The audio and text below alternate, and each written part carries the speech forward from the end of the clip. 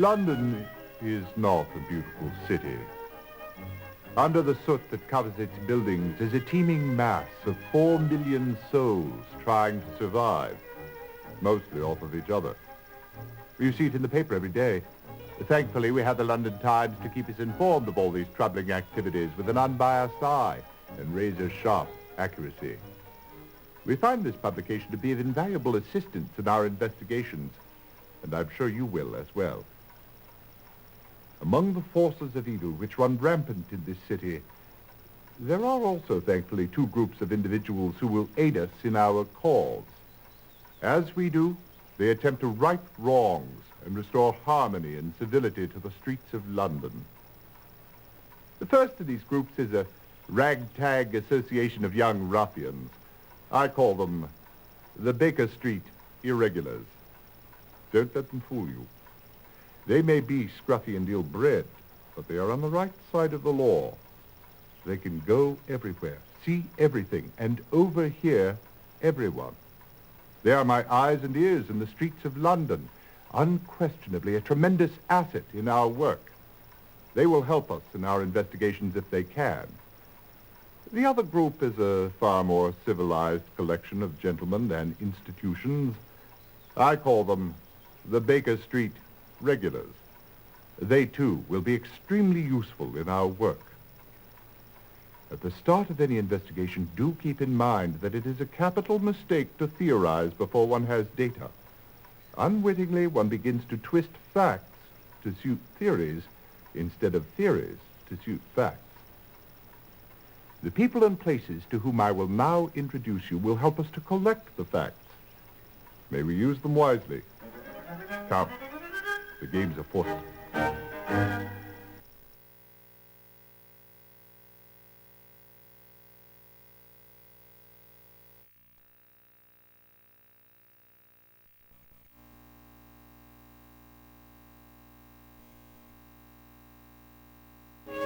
Mr. Henry Ellis is the foreign news editor for the London Times. He is a great reservoir of information of what's happening on the continent. He also has an interest in crime news. Ellis is always happy to help when he can, but you must be careful of what you tell him, or you might find what you've confided to him in the next day's Times. Edward Hall is a young barrister whom you will find on most days at the Old Bailey. He's a cut above the other unimaginative members of his profession. Holmes, don't you think you should explain to them the difference between a barrister and a solicitor? Yes, of course, Watson. A solicitor handles the routine legal business of our society. If you do not have to go before a court, you will have no need for a barrister. If you must go before a court, then your solicitor would engage the services of a barrister. Quentin Hogg is a crime reporter for the Police Gazette. He is an ex-police inspector who found the environment of Scotland Yard less than stimulating. He has a strong deductive mind and is a very good resource.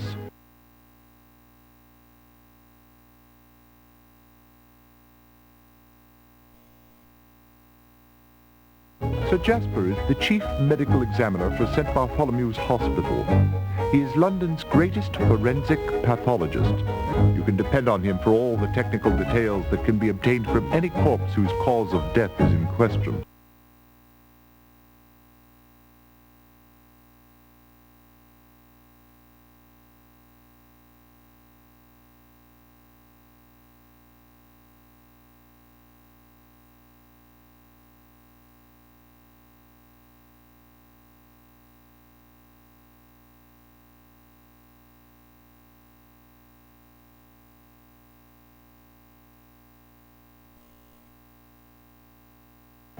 This gentleman is the head chemist at Scotland Yard Criminology Laboratory.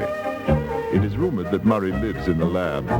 He is eternally bent over one of his tables trying to extract the history of a crime from the physical evidence he's been given. You can learn much from old HR if you can follow the twists and jumps of his thinking.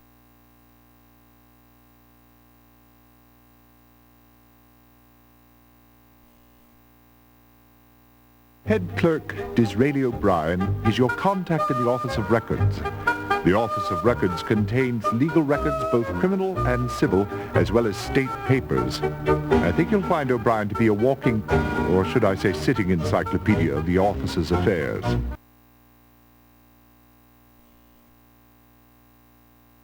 Now here is a person who usually gets in the last word. Langdale Pike is a human reference work on social scandal, especially on the London scene. He contributes bits of gossip to the garbage papers that cater to an inquisitive public.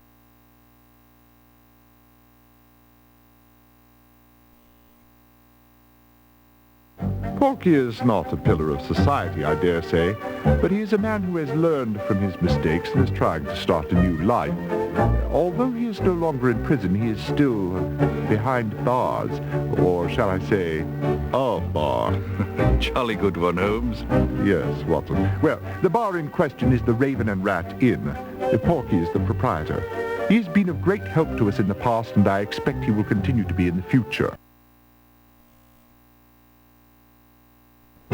If I can't find something in my own files, I go and examine the overflowing shelves of the great London Library.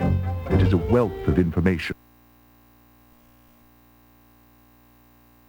Ah, Scotland Yard. If the Yard knew how to examine evidence with any skill, there would be no need for our services. Inspector Lestrade is the pick of a bad lot. But it is true they may be a source of valuable information. After all, the professional police have methods for gathering facts that are not open to us.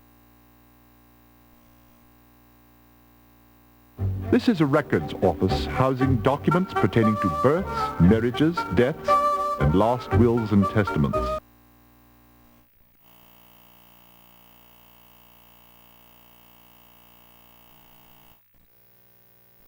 I dare say, Holmes, I believe someone has left a note upon our door.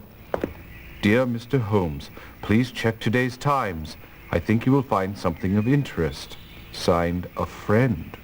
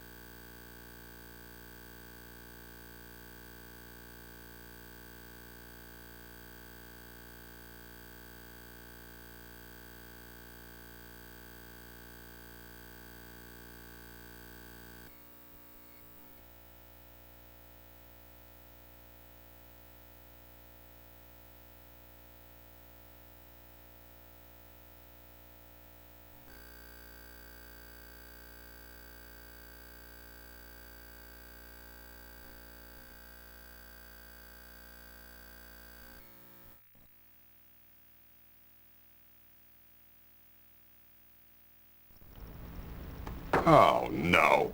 What do you want? I thought I was going to have a nice quiet day. Somebody has asked us to check today's Times, and I was wondering if you'd be so kind as to tell me what you know about the mysterious deaths in the southeast. There's nothing mysterious about it. The culprits are in custody at Old Bailey. The victim's body is at Bart's. And what about the murdered lions? What of them? What did you find at the scene of the crime? Holmes wants me to record it precisely. What did I find? 2 lions shot a number of times, lying on top of one another. Wagon tracks leading away from the bodies. Footprints in the damp grass. How many footprints, Inspector? Oh, who knows? I believe there were 2 sets of boot prints, if you want to get specific. They entered and exited from the wagons. Now, will that do it for your Mr. Holmes, Dr. Watson? Nearly. And what became of the wagon? Surely Holmes will want to know that. Abandoned in Archbishop's Park. I had a man drive it over to our central carriage stables, largely so that someone could look after the horses. Any motives for the murder? Unfortunately, I haven't a clue.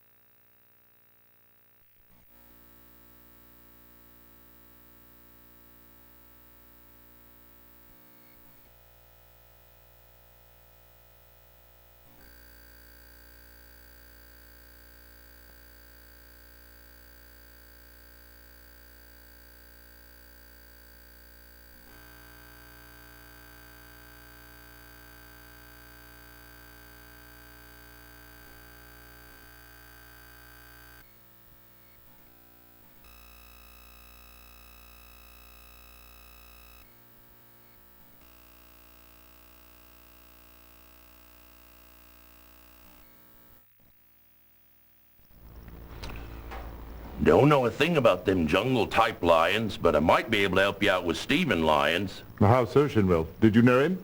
Well, he came in here from time to time whenever his ship was in port.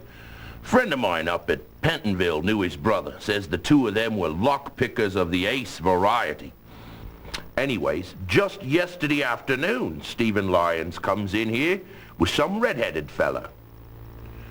About an hour after Lyons left, in comes Derek Quinn, and he struts right over to this red-headed bloke. Who might Derek Quinn be? Don't know, sir. But I've never liked the looks of him, I haven't. What about Thomas O'Neill? Do you know anything about him? Don't believe I've ever met him. But from what I hear about the bloke, I'm surprised I didn't run into him in the slammer. What have you heard? It's only rumor, mind you. But he's suspected of every jewel theft from here to Timbuktu. And they says he'd 2-time you in the wink of an eye if it'd line his pockets.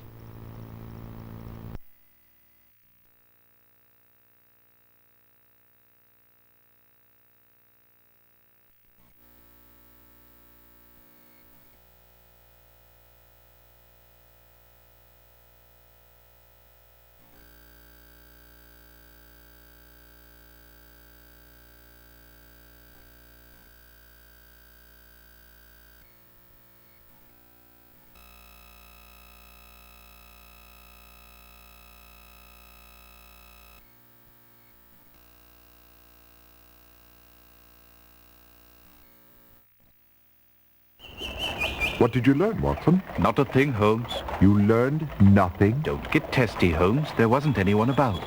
My humble apologies, Watson.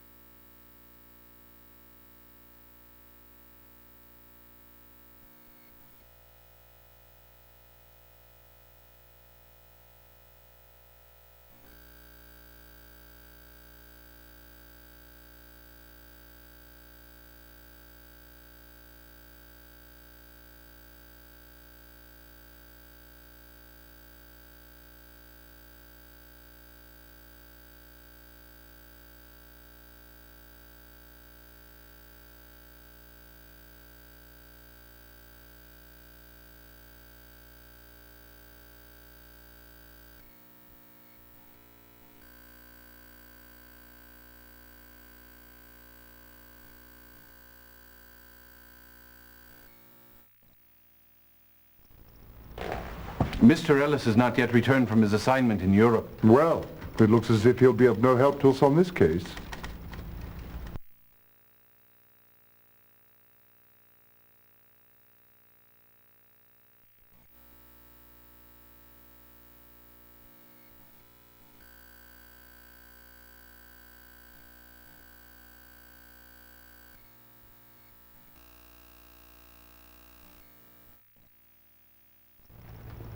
The victim, Stephen Lyons, was last seen in the company of Sylvia Carpenter, Marcy Edwards, and Collier Eddy at the Red Bull Inn.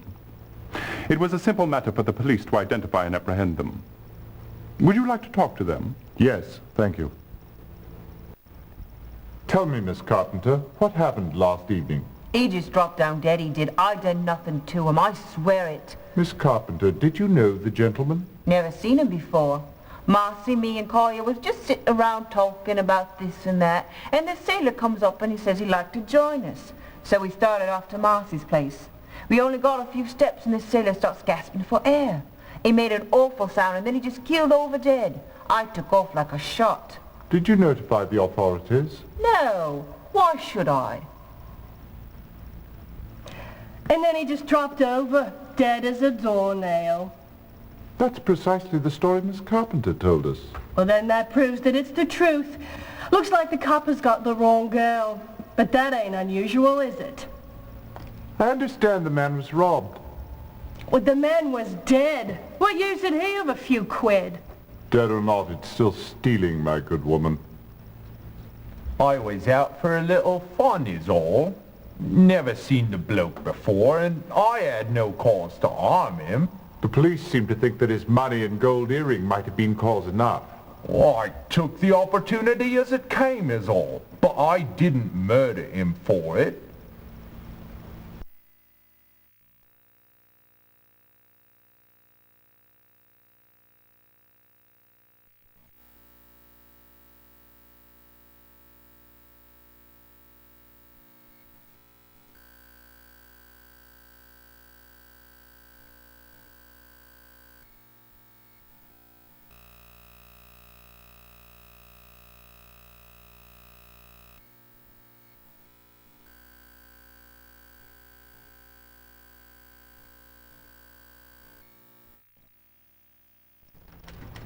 You do appear to be up to your eyebrows in something, Hogg. It's the jewel robberies here and on the continent. Ah, yes, the society burglars and the Oldenburg jewels. I've been reading about it in the Times. The cases are quite similar in several respects, though I'm baffled at how the thief or thieves have managed to escape detection. I agree, it is a mystery. So, what brings you here, Watson? Holmes and I received a strange note instructing us to check today's Times. We discovered two items of interest, the murder of Lyons in Hyde Park and the mysterious death of a Stephen Lyons. Interesting coincidence, don't you think? Oh, it is. I do wish I could help you, but I haven't kept up with the latest since I buried myself in this jewelry business.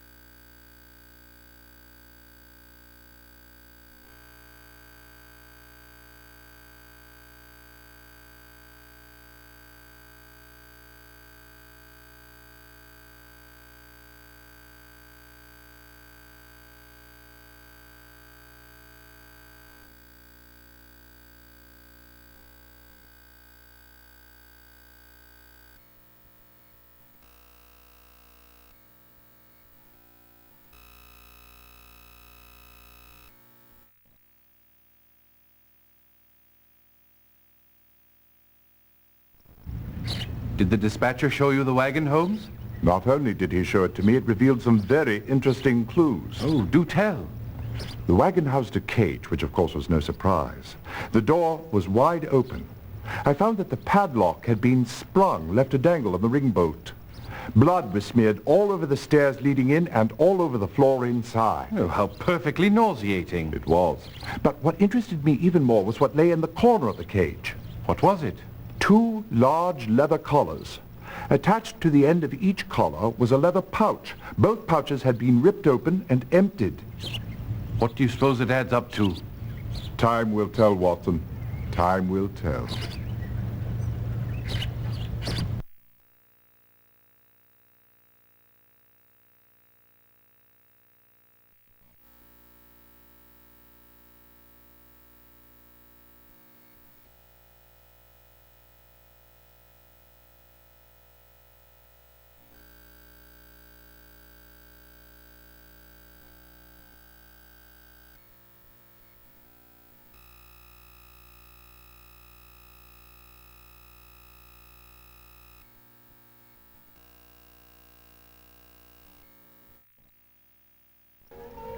I was wondering if you could tell me anything about the death of your sons, Lyons.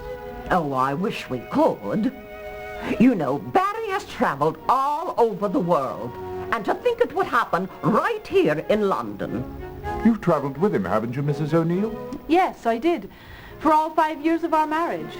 But I must say I'm getting a bit weary of it. I mean, really, Mr. Holmes, it's no life for a married man to go traipsing all round the world. Of course it isn't. He should settle down and raise a family. My husband, Carol, could get Barry a job down at Rogers and Singer. Before I die, it would be nice to have one of my boys right nearby. Where is your other son? Last we heard, Thomas was in Oldenburg, Germany. Germany? Royce Late Show just finished a tour of Germany, did it not? Yes, it did.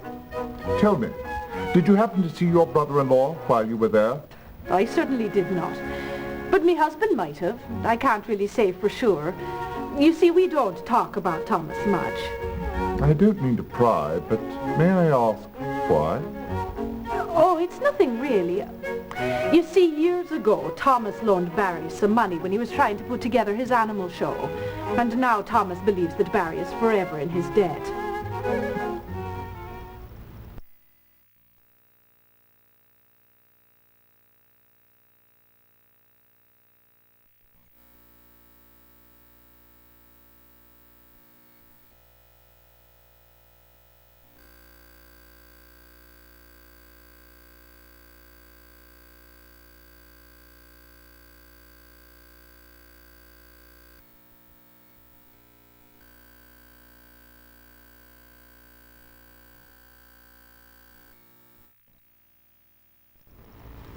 Lions? The beasts or the dead chap? The dead chap they found down on St. George's Road. Now that's a lion I've seen. What do you suppose was the cause of death? For once I believe the papers had it right. It was a drug, some sort of poison. What sort of drug? I don't know. It affected the respiratory system. His lips and fingertips were quite blue, but his eyes had a distinct yellow tint. I'm afraid I've never seen anything like it before. Something rather exotic, I should imagine.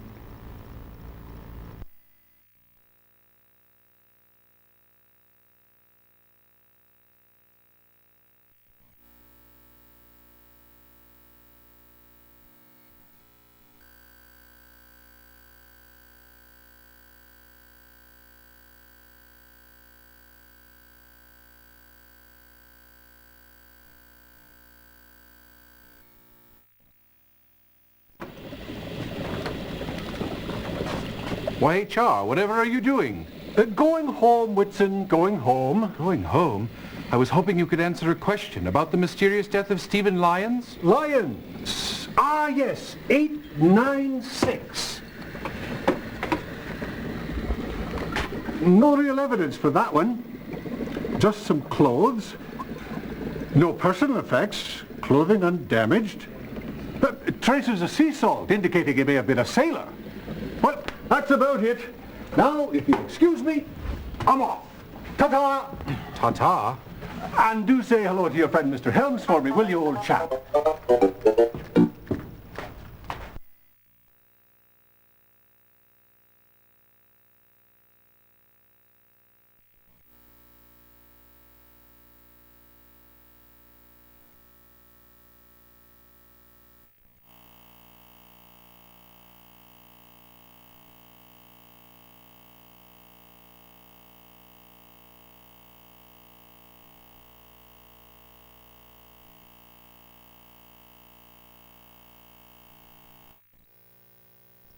I...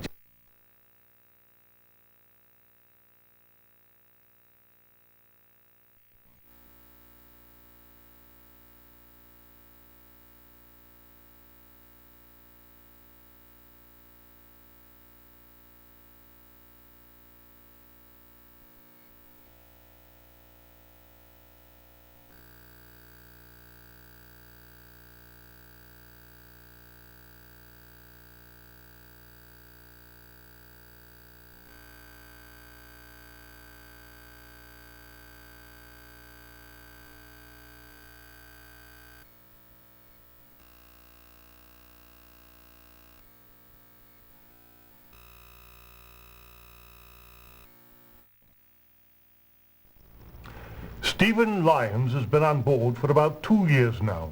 To tell you the truth, I had just begun to look into irregularities in his paperwork. What prompted you to do that? It seems like some things started disappearing from behind locked doors. Never found any of it. But when I asked him about it, he was rather evasive. My, that sounds incriminating. But more than that, I had reason to believe that he carried unassigned cargo for his own profit. What sort of cargo, Mr. Eason? Everything, from horse collars to gems to French perfumes. When did you discover this? Following our recent passage on the Rhine.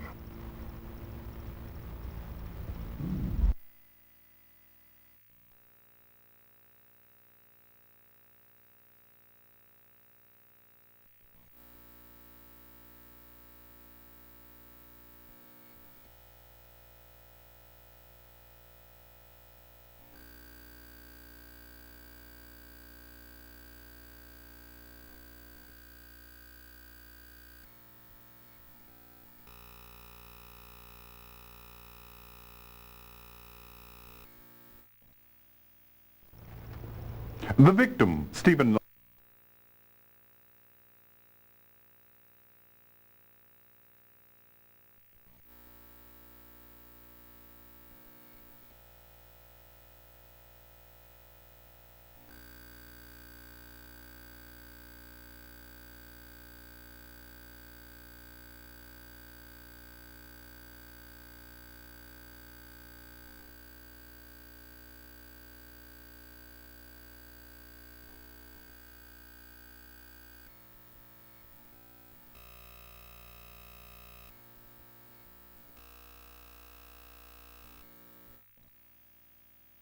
What can I do for you two hombres? We're investigating last night's murder of the two lions in Hyde Park. Oh, now that was something. I'm telling you, I've been from the Pecos to the Pampas, from the Sierra to the Sahara, and I never would have thought I'd have two of my lions killed in the capital city of the civilized world. Oh my. Then the lions were yours, Mr. Slade? Well, in a manner of speaking, they were with the show. Barry O'Neill actually owned them, poor compadre. He's laid up in St. Thomas Hospital with a busted leg. He was helping unload the ship yesterday when a crate fell smack on him. He'll be laid up for some time. Poor fella. Poor me, his cats kind of made my show. Do you know how he acquired the cats? Oh, he caught him himself in Africa with his bare hands. Probably the only hands that ever handled those cats. I'm telling you, they take your head off as soon as look at you. So no one else could safely get close to the lions? Well, there's Barry's wife. She's traveling with the show, too. Well, she's in the act, but just window dressing, if you know what I mean. I hear she's staying with Barry's folks here in London.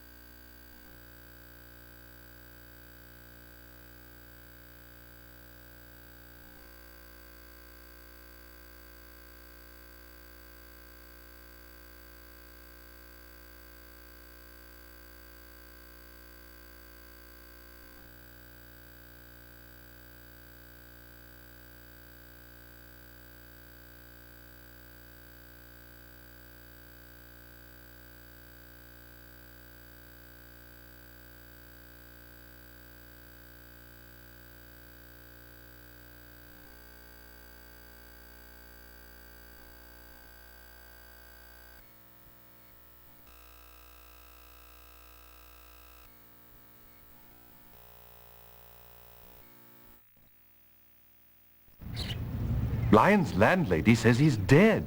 We already know that, Watson. Did you find out anything else?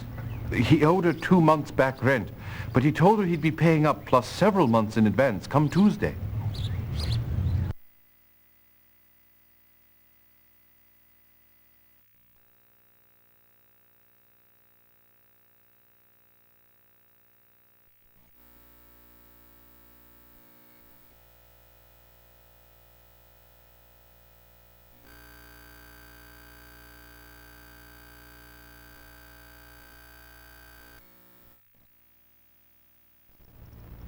Mr. O'Neill, Dr. John Watson, may I speak with you for a moment?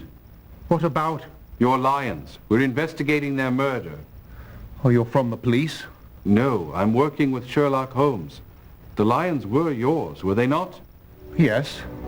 And such good lads, both of them. Lenny and Bruce. We've been together so long. I don't know what I shall do without them.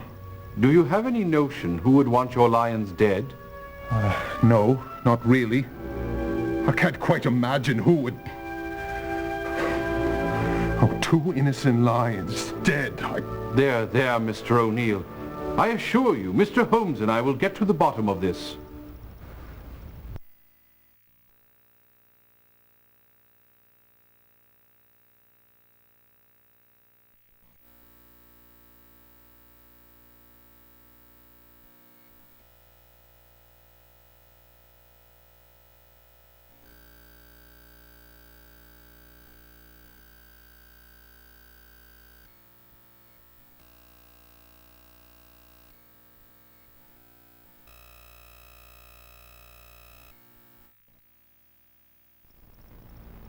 Let me have a look at this list.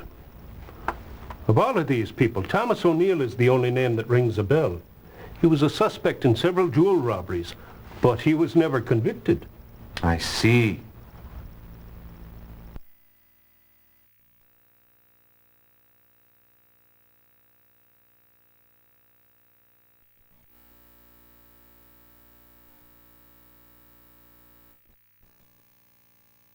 Hear ye, hear ye. The Queen's Court stands in order.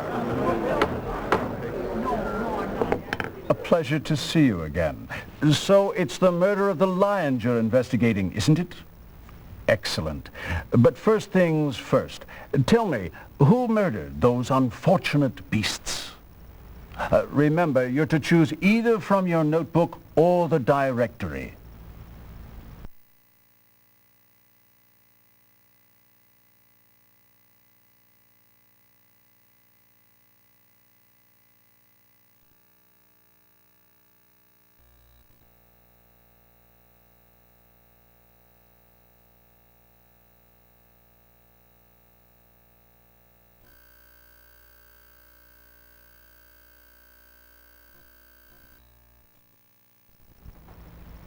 Right you are. Now tell the court, why did Thomas O'Neill kill the Lyons?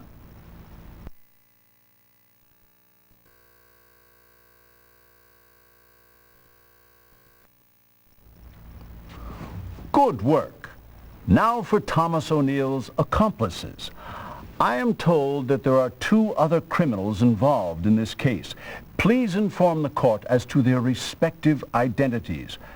Do remember, you can choose only one at a time.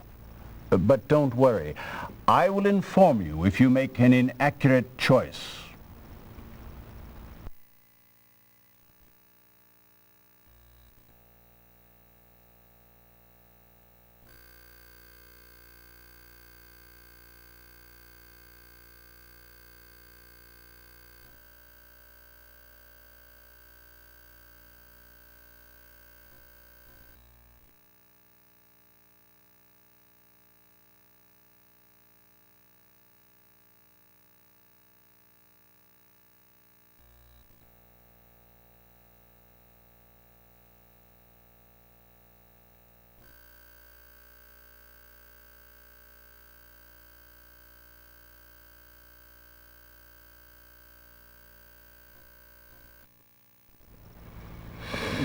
It would appear as though you have not spent near enough time investigating this case.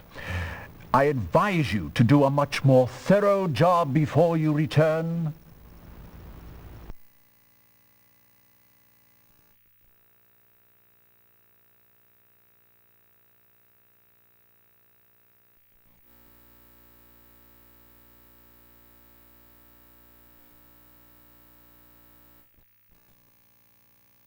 Hear ye, hear ye. The Queen's Court stands in order.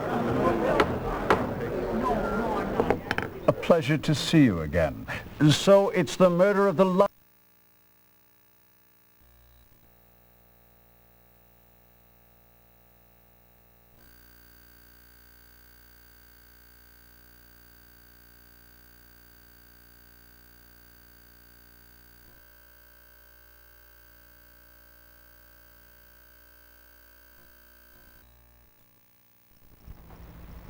Right you are.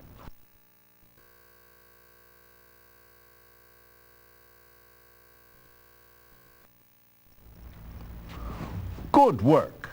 Now for Thomas O'Neill's accomplices.